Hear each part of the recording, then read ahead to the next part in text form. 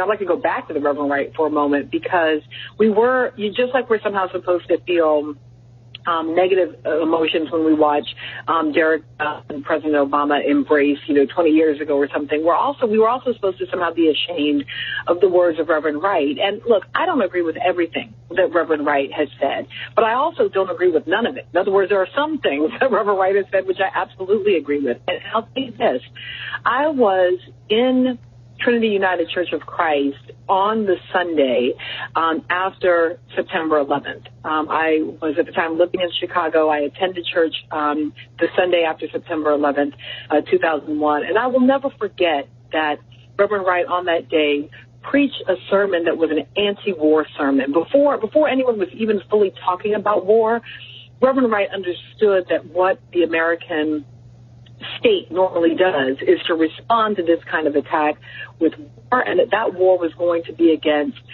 poor countries and countries with people of color, and it was probably going to be a war that did very little to keep us particularly safe relative to terrorism.